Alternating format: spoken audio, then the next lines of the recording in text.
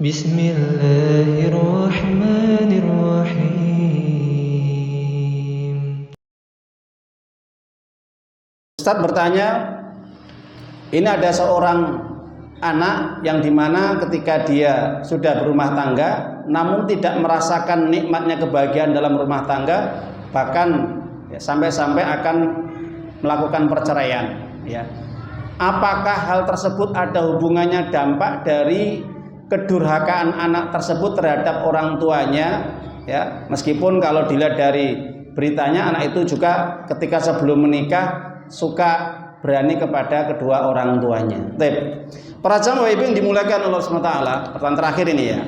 Segala apapun perbuatan anak itu, ya, itu bisa merupakan dampak dari perbuatan yang dilakukan kepada orang tuanya. Artinya, ketika anak hidupnya itu tidak baik, tidak bahagia, tidak harmonis, atau mungkin mendapatkan berbagai hal-hal musibah atau bencana, memang para ulama menjelaskan itu juga dampak dari kezoliman. Ingat, kezoliman secara umum.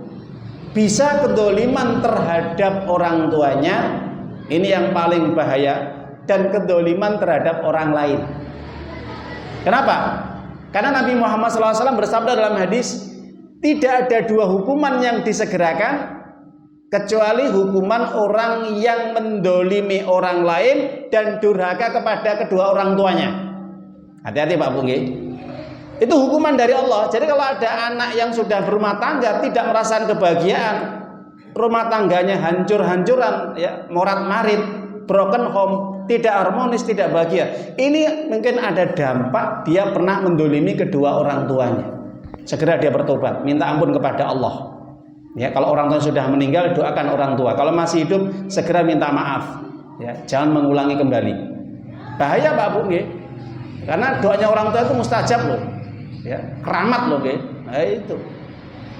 Jadi para jamaah ibu, dampak dari durhaka kepada orang tua adalah nanti hidupnya tidak akan pernah bahagia, sulit cari pekerjaan, tidak bahagia ketika dia berumah tangga, sering banyak masalah, sering banyak bencana yang menimpa dirinya dan yang lainnya. Itu hukuman dari Allah.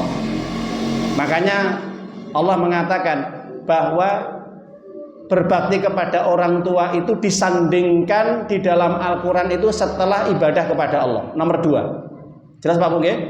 Buka di dalam surat An-Nisa surat yang keempat ayat 36. Allah katakan, wala tusyriku bi syai'an wa bil walidaini ihsana. Jangan sekali-kali kamu menyekutukan Allah, berbuat syirik kepada Allah dalam beribadah, dan tetaplah berbuat baik kepada kedua orang tuamu. 1. Di situ berbuat baik pada orang tua disandingkan dengan ibadah kepada Allah, tidak berbuat syirik kepada Allah. Yang kedua, surat Luqman surat yang 31 ayat yang ke-14. Allah katakan, Anishkurli wali walidaika ilayal masyir. Bersyukurlah kepadaku kata Allah, taatilah diriku kata Allah, segala perintahku kamu harus jalankan, dan kemudian taatilah kedua orang tuamu. Itu bentuk syukur kepada orang tua. Selama orang tua tidak mengajak kepada syirik, kebatilan atau maksiat kepada Allah SWT. Saja kurang lebihnya, semoga bermanfaat. Kita tutup dengan bacaan hamdalah. Alhamdulillahirabbil alamin. Subhanaka Allahumma wa bihamdika asyhadu an la ilaha illa anta astaghfiruka wa atubu ilaik. Assalamualaikum warahmatullahi wabarakatuh. Ya ayyuhalladzina amanu ittaqullaha haqqa tuqatih wa la tamutunna